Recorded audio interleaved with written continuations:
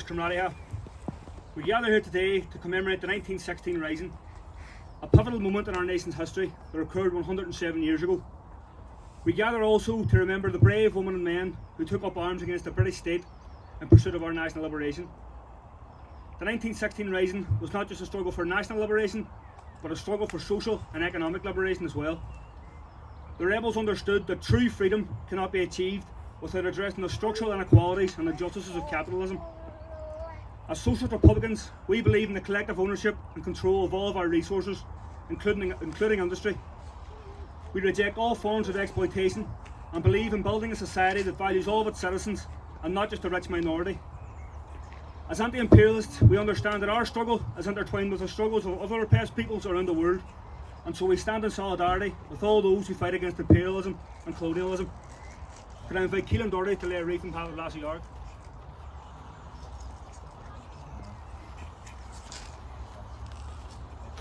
And if anyone else has any wreaths or flowers I'd like to lay.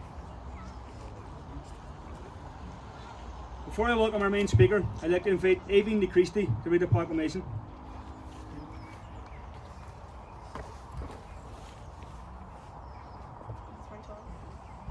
Poblacht na HÉireann, the Provisional Government of the Irish Republic, to the people of Ireland.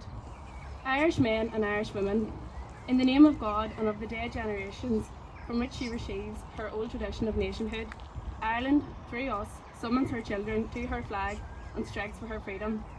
Having organised and trained her manhood through her secret revolutionary organisation, the Irish Republican Brotherhood, and through her open military organisations, the Irish Volunteers and the Irish Citizen Army, having patiently perfected her discipline, having resolutely waited for the right moment to reveal itself, she now seizes that moment, and supported by her exiled children in America and by gallant allies in Europe, but relying in the first on her own strength, she strikes in full confidence of victory. We declare the right of the people of Ireland to the ownership of Ireland, and to the unfettered control of Irish destinies to be sovereign and indefeasible. The long usurpation of that right by a foreign people and government has not extinguished the right, nor can it ever be extinguished except by the destruction of the Irish people. In every generation, the Irish people have asserted their right to national freedom and sovereignty. 6 times during the past 300 years, they have asserted it in arms, standing on that fundamental right and again asserting it in the arms in the face of the world. We pledge our lives and the lives of our comrades in arms to the cause of its freedom, of its welfare, and of its exaltation among the nations. The Irish Republic is entitled to, and hereby claims, the allegiance of every Irish man and Irish woman. The Republic guarantees religious and civil liberty, equal rights and equal opportunity to all its citizens, and declares its resolve to pursue the happiness and prosperity of the whole nation and of all its parts, cherishing all the children of the nation equally, and oblivious of the differences carefully fostered by an alien government, which have divided a minority from the majority in the past. Until our arms have brought the opportune moment for the establishment of a permanent national government, representative of the whole people of Ireland, and elected by the suffrages of all of her men and women, the Provisional Government, hereby constituted, will administer the civil and military affairs of the Republic in trust for the people. We place the cause of the Irish Republic under the protection of the Most High God, whose blessing we invoke upon our arms, and we pray that no one unserves that will dishonour by cowardice, inhumanity or rapine. In this supreme hour, the Irish nation must, by its valour and discipline, and by the readiness of its children to sacrifice themselves for the common good, prove itself worthy of the august destiny to which it is called. Signed on behalf of the Provisional Government, Thomas J. Clarke, Sean McDermott, Thomas McDonough, P.H. Pearce, Eamon Kent, James Connolly, Joseph Plunkett.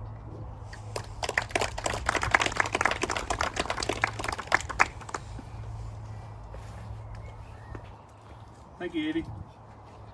Our main speaker today is Tommy McKearney. Tommy is an organiser with the Independent Workers' Union and the Peadar Socialist Republican Forum. As an organiser with these groups, he has helped to promote the interests of his fellow workers and the marginalised. He is a political ex-prisoner, having served many years in prison as a result of his political activism, and endured 53 days on Hungerstrike in 1980, whilst fighting for better conditions for Republican prisoners. Tommy.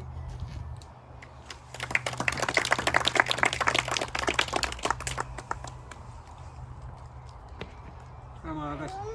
Ardús Caimema which buicas a horse the high Lasair Dhearg Caolán and Chríostai. It's more an honour to Ben Shaw for Lasair Dhearg agus Collider Lina Chigra Horta Cortex and Nalikini Shaw.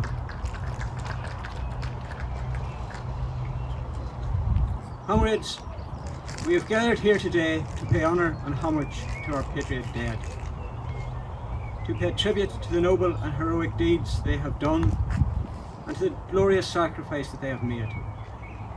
We stand here humbled in the knowledge that these gallant heroes gave their lives, gave all they had in the struggle to build an Irish Republic across all of Ireland. That they lived and died as true and genuine Irish Republicans, unbowed and unbroken, and all the time unbending in their reaction and rejection of foreign domination or interference. For these patriots epitomised what Pearse Manton spoke of, the peace of mind of the uncompromising. Not, mind you, irrational or obstructive, but unflinching in their commitment to the essence of Irish republicanism. Irish republicanism, a philosophy and an ideology that has endured some very dubious interpretations of late, and as the meaning and practice of that philosophy has been subject to a torturous mindling. It is right and appropriate, and indeed timely, that we should pause and reflect on the essence of Irish republicanism, and not only renew what was once described and called our Fenian faith, but to reassert it. And to reassert it in particular in two areas. On one hand, independence from Britain to break the connection, and two, the total absolute rejection of monarchism. Irish Republicans have forever contested the right of any individual, whether Pope or royalty, or foreign power, to challenge or undermine the sovereignty of the Irish people. This principle has been central to our philosophy since the time of Wolfe Tone, who declared unambiguously, "From my earliest youth I have regarded the connection between Great Britain and Ireland as the curse of the Irish nation, and feel convinced that while it lasted this country could never be free nor happy." Declaring that his objective was to subvert the tyranny of this execrable government, to break the connection with England, the never-failing source of all our political evils, and to assert the independence of our country.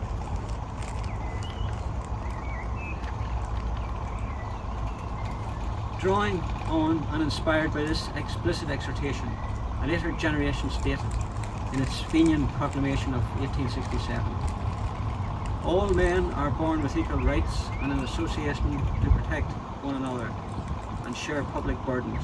Justice demands that such associations should rest upon a basis which maintains equality instead of destroying it. We," that was the Fenians, "we therefore declare that, unable any longer to endure the curse of monarchical government, we aim at founding a republic based on universal suffrage, which shall secure for all the intrinsic value of their labour."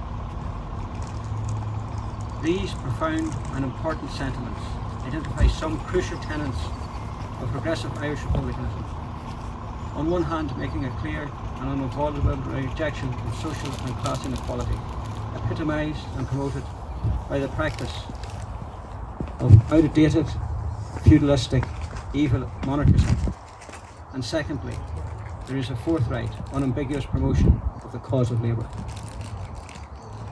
Unsurprisingly, therefore, the Fenians often drew favourable attention from the paragon of socialism, Karl Marx, and his associate Friedrich Engels. Equally unsurprising, comrades, that the great James Connolly echoed these sentiments on many occasions, saying clearly as he did, "The British government has no right in Ireland, never has had any right in Ireland, and never can have any right in Ireland." And moreover, something that you have heard very recently repeated, another quotation relevant to the day. He wrote, "We confess to having more respect and honour for the raggedest child of the poorest labourer in Ireland than for any, even the most virtuous descendant of that long array of murderers, adulterers and madmen who have sat upon the throne of England." Comrades, I am perfectly well aware that you are very familiar with these words. that I have quoted.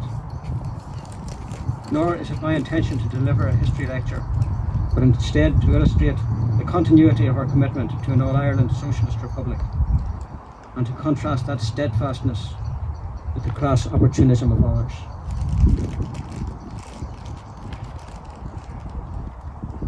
Let us be clear that while we deplore the sorry spectacle of people claiming to be Irish Republicans, kowtowing to the British monarchy and attending a celebration of royal privilege, and in the process virtually endorsing British imperialism, we are not oblivious either to the many challenges facing the establishment of a sovereign Irish Republic. There is a real threat emerging at the moment that the Dublin government will surrender what's left of Irish neutrality. There is, as we know, the ongoing transport of US military through Shannon Airport.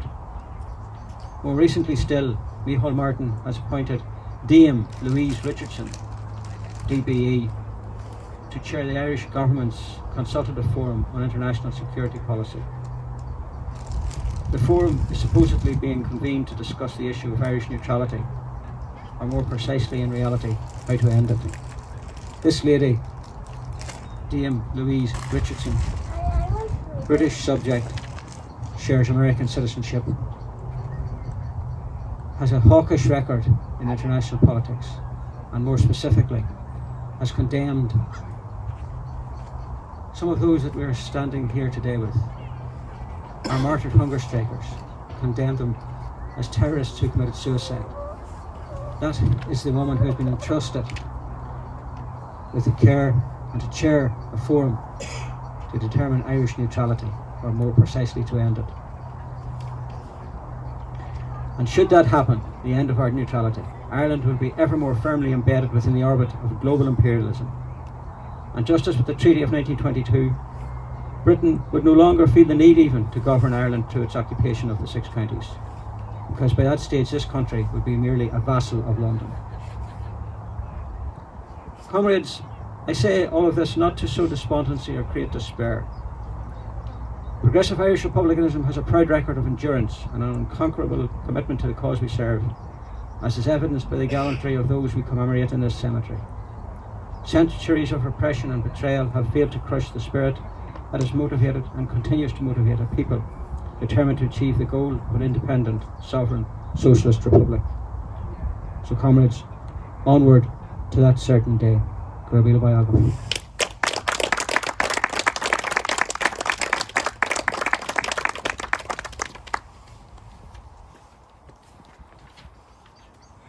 Thank you, Tommy. Comrades, as we wrap up proceedings here today, it would be remiss of me not to mention that this coming Saturday, Charles Windsor will be undergoing his coronation. The coronation of a British monarch is a symbol of imperial power, which has been used to oppress and exploit Ireland and other colonised nations for centuries. This institution has a long history of complicity in the subjugation of Ireland and other colonised nations, and has played a key role in justifying British imperialism around the world. Charles will also be the Commander-in-Chief of the British Armed Forces upon his ascension to the throne, the same forces that have played a central role in the oppression and colonisation of Ireland. Throughout history, the British Army has been used to suppress uprisings and maintain control over this island and our people. From the brutal suppression of the Rising, which we commemorate here today, to the continuing occupation of the 6 counties, the British military has been a key instrument of imperial power. The notorious Parachute Regiment, of which Charles Windsor remains Commander-in-Chief, are themselves responsible for numerous human rights abuses and atrocities in Ireland, including the Ballymurphy Massacre in Belfast in 1971 and the Bloody Sunday Massacre here in Derry in 1972. On this coming Saturday, that man, leader of the forces which gunned down countless innocent Irish citizens, will adorn himself with the riches of his empire. A crown encrusted with jewels plundered from the many peoples that his empire subjugated will be placed upon his head. And there, amid all the grandeur, in the middle of all the pomp and ceremony of empire, beside the rich and powerful, the cloaked representatives of that empire, you will find standing 2 former Republicans.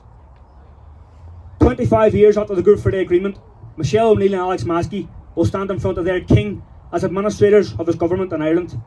These 2 viceroys of empire will deliver their endorsement of his rule by virtue of their presence. It is a betrayal. And so we complete another turn of the wheel, as former Republicans find themselves absorbed into the cogs of empire in Ireland. And yet the wheel keeps turning. Republicanism will rebuild itself in their absence. And in so doing, a new revolutionary youth will emerge in these very different times, taking up the red flag alongside the green. It steps forward with newfound confidence and vitality, and will ensure that in so doing, our years of struggle will be built upon a foundation of socialist republicanism. We will not betray our country or our class. We will let one of those that we commemorate here today have the final say in the matter. James Connolly, who was executed by the forces of the Crown, said, "Fellow workers, stand by the dignity of your class. All these parading royalties, all this insolent aristocracy, all these grovelling, dirt-eating capitalist traders, all these are but signs of a disease in any social state." Go raibh míle maith agat.